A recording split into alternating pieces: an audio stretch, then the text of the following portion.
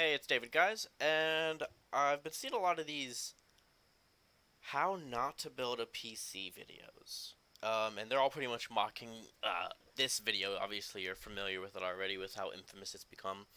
But I haven't really seen it. So, I mean, it can't be that bad. So, I mean, it's The Verge. So, yeah. I'm just going to go in, uh, head first, no expectations, and we're gonna see. I mean, this guy. I mean, he seems to know what he's doing. He looks like. I mean, he has like a Z370 board and looks like some Corsair RAM.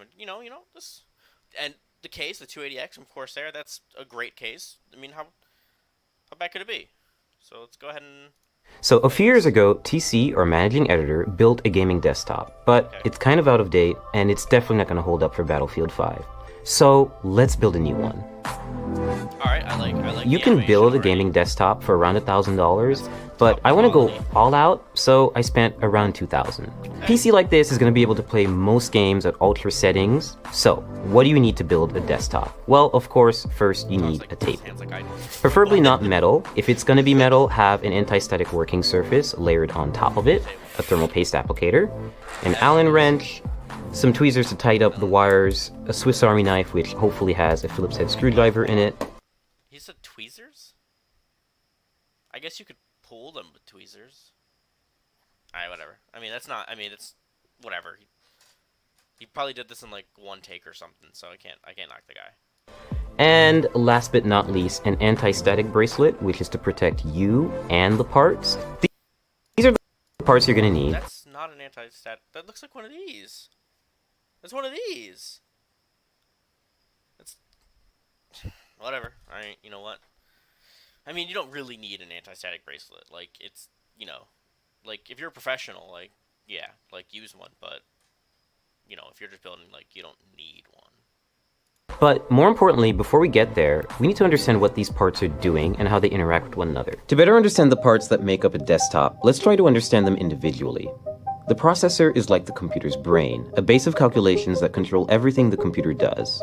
The motherboard is like the foundation, serving as a main structure for all other parts to be added to. It also allows the other parts to communicate with one another, which also makes it kind of like a nervous system.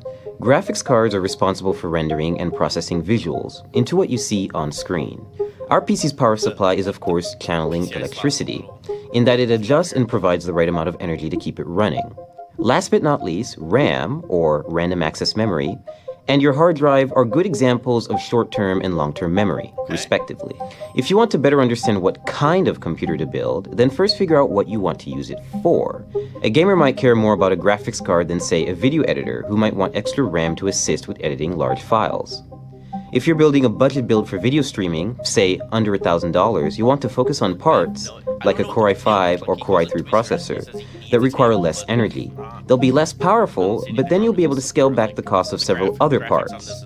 And if you need help choosing the right parts for your build, there are sites like PCPartPicker.com that help show presets for which parts fit together, which sort of part conflicts you might have, and where to find deals on new parts. We have a lot of boxes and a lot of PC parts, so it's best you unbox them, isolate the parts that you really need, place items into the case, and make sure that they all fit, and then start working. And now we're really going to start building by adding the motherboard in. Some notes about installing motherboards: they're really delicate, you should be really careful with them, and screw in with confidence, but also don't screw in too hard, otherwise you could crack the board. I chose Asus's Z370 motherboard for two main reasons. One, it has built-in Wi-Fi and Bluetooth, and also it has support for NVMe SSDs, meaning you can get really fast SSDs that are really easy to install. Pay close attention to the brace that goes at the back of the computer. You always have to make sure that you really hammer it in, because there's no screw, it really just has to go outside of the case and clasp onto the frame. And this is very important because otherwise you can't align the motherboard correctly with the holes. We're just going to start installing all 8 screws. Okay. It's a good board. I can't knock the guy. So next we're going to install the RAM on the motherboard. I chose Corsair's 16GB Vengeance LED RAM for two main reasons. One, it has LEDs and we do like lights in our gaming desktops. Secondly, it's pretty fast RAM. It's 2666 megahertz, I believe. So it's pretty fast, and this motherboard supports that speed, which is most important. open the slots first and just aligning the stick with the middle of the strip, not with the end, and just lining that up with the logo. So once you hear that solid clasp and you don't see the gold connectors on the side anymore, that's when you know the RAM is in. Step 3, we're going to install the hard drive, or in this case, the NVMe SSD. I chose this format of solid state. He started installing it in the farthest one, now they're both in the left one. So that's okay, so maybe he did this in multiple shots, because the RAM just like magically switched places. But now they're together, so there's, I mean, there should be one there and one there. Like they should be in offset slots, not next to each other. But I mean, dual channel, it's only like 15%, so whatever. Maybe he's like, maybe that's how he just wants it. Maybe he needs them to be right next to each other. Drive so that I could input it into the motherboard without having to worry about extra wires or putting it in a separate part of the case and just getting really messy. This is from Kingston, and it's 480 gigabytes, so it's not a lot, but you can always upgrade this and swap it out, and it's only held down by one screw. Dude, what are you doing? And the latch, so it's really simple and really straightforward. Speed for gaming is important when it comes to a hard drive. You want files to write quickly and you want games to load quickly, so that's why it's best if you use an SSD.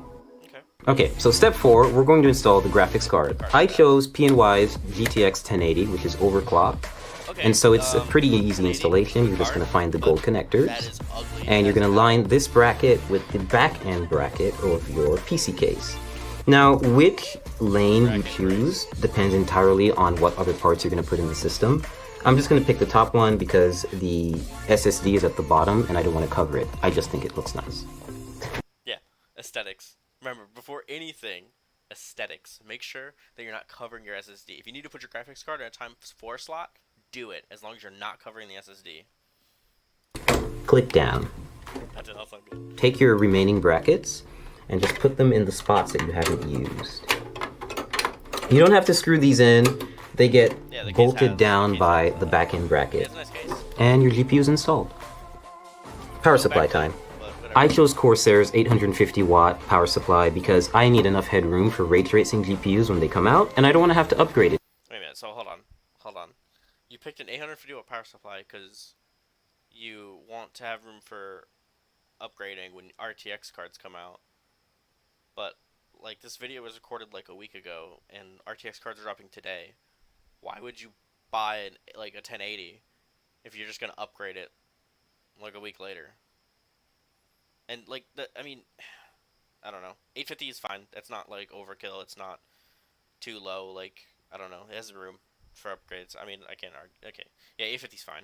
But, again, I don't understand why you invest, you know, $400+ on the 1080 when he just said he's going to buy an RTX card. Again. So all you have to do is take the brick and make sure that you align it with these little insulating pads so that the power supply doesn't short circuit and come into contact.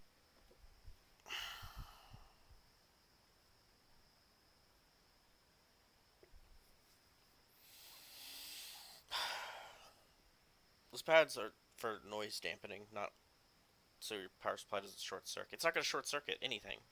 Like, Contact with the rest of the system. So just take it in, slide it in nice and easy until you have a snug fit, and then shift it to the back and make sure it's right up against the. make sure make sure the fan is right against the inside of the case, and so you can't get any airflow. Yeah, that's what he's gonna say. I guarantee it. Frame.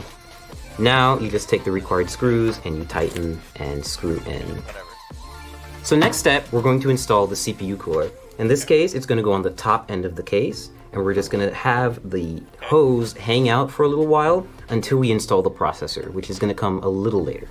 Always be sure to try to place it in the system first before you install it, because you can see it takes up a lot of space. But in this case, no pun intended, it fits in perfectly, and we're going to start screwing it in. And so there's nothing special about this screwing in process. They're just really long screws because they... What are you doing? No, those are not really long screws because anything. Those go on the other side. Those go with the fans. The tiny ones go on this. You're just going to literally screw through the fins. They go through the entire frame of the cooler, and they take forever. Yeah, it's because they don't... So next up, cables. Every power supply is going to come with a big bag of Velcro cables. It's kind of daunting at first, so you always have to find the ones that are going to fit. In this case, you need to match those cables with the correct descriptions on the power supply. Next step is we're connecting the power supply to the motherboard with the 24-pin cable. We're just matching that cable from the motherboard, threading it through the back, and attaching the 24-pin header to the power supply so that we can have one of the connections complete. The next few additions will be for the GPU, for any specific ports that the case has, for any lighting that the case has, the CPU cooler, anything else really. We're installing the CPU, the heart of the computer or the brain, depending on how you look at it. So to do this, we're just going to remove the plastic covering that they put on the motherboard. We're just going to take this little plastic part out. Just toss that out of here. And now we have an exposed CPU. Alright, if you don't know, you don't toss that. If anything happens to your board,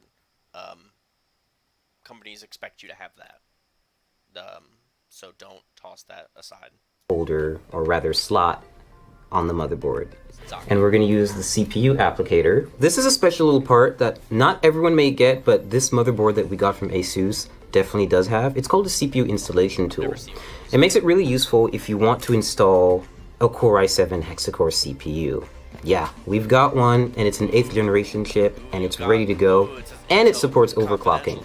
So what having this little installer does for you is it's basically a brace that you can apply right to the CPU and light it up with the triangles that you'll see on the bottom left corners. And this will make it easier for us to apply it to the motherboard and then apply thermal paste and then apply a CPU cooler on top.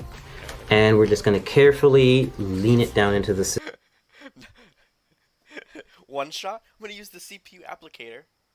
And then like, bam, next shot, no CPU applicator. Wonder why. System and make sure that everything lines up, and we're going to clasp down on it and we'll be good to go. There it is. So we're about to apply thermal paste to the CPU. Every CPU cooler actually comes with a bit of thermal paste already neatly applied in a circle around it, but it's usually not enough. It's good, essentially PC building practice to have a little bit extra and layer it on. Okay, that's not, I mean, the application's not good, but, yeah, some CPU paste dries out on the shelf, so, you know, just clean it off of the CLC and just put a brand new fresh application. It looks like, what is that? On top of the CPU. The final portion is to add the CPU cooler to the top end of the processor. So you're going to see that there are 4 brackets, or rather like screws in here with brackets and holders right here.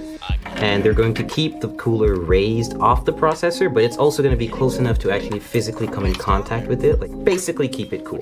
Take thumb screws like this and just screw them on. So now that our internals are done, we're going to put all the panels back on. It's the top glass, side glass, front glass, and of course the back panel where all of this fun stuff is happening. So we fully built the PC. Hold on. I gotta go back. Happening. So we Yeah, B-roll right there. The guy filming it is like, already knows where this is gonna go. He's like, yeah, come on, right? Take our $35,000 red camera, right, and just swing right across this, right? And look how beautiful it looks. There's lighting, but none of the cables are managed. But there's lighting. And it's all glass. I mean, it's such a beautiful case with so much cable management room.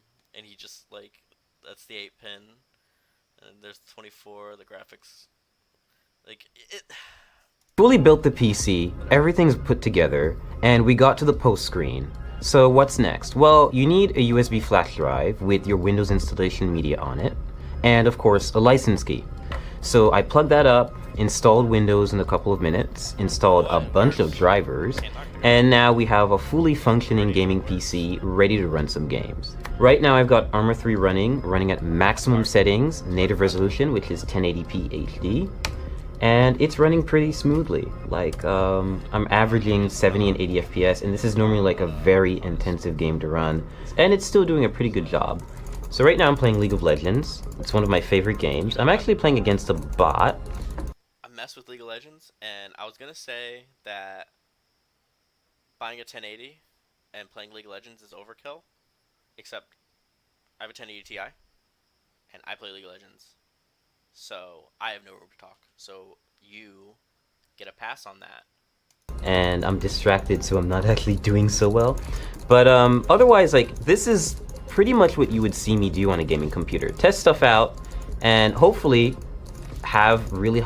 So a few years ago, TC, our managing editor... Wait, what? Oh, okay. Okay, no, that's fine. So, yeah, it started over because this is obviously they pulled the video from YouTube, so I had to find a mirror online. Um, everything. I mean, a lot was done wrong. Some things were done right, but in the end, the computer booted. Stefan, I don't know what it is. Like, dude, check your script next time. Like, I don't know why you let the Verge do this to you, man. Like, I don't know if you build or like how familiar you are with computers, but I feel like they just kind of put you in a room with some parts and said, "Here, read this, and we're gonna record it, and we're gonna upload it, and it's gonna be presented by Capital One." Um, yeah, okay. So cringy, yeah. Bad advice, yeah. Um, Stefan's fault, probably not. Well, his Twitter is on here, so that's I'm sure that's been fun. I think this video had 150K views before it got taken down. So, yeah. Don't build a PC this way. Just don't do it. There's plenty of other people who can show you how to build a PC on YouTube. Most of which have made reaction videos to this video already. So, just type in how to build a PC reaction, and those are the guys you want to watch. So, yeah. Beautiful case though. I can't knock him. Like the parts are fine. He just didn't put them together very well and did some weird stuff. Maybe I don't know. Maybe he fixed them in the future, or I don't know what he did. But hopefully he didn't use it like that because that thermal hoist application was bad. All right. So that's the end of the video. If you had any questions or comments, there's not really much you can question or comment about a reaction video. Kind of long. I think this video was in the 18-minute mark. So, yeah, if you have any questions about me or maybe things you want to see on the channel, go ahead and throw a comment down below. If you like the channel, give it a thumbs up. If you thought this video sucked, yeah, do that other thing. But, yeah, thanks for watching. See you guys in the next one.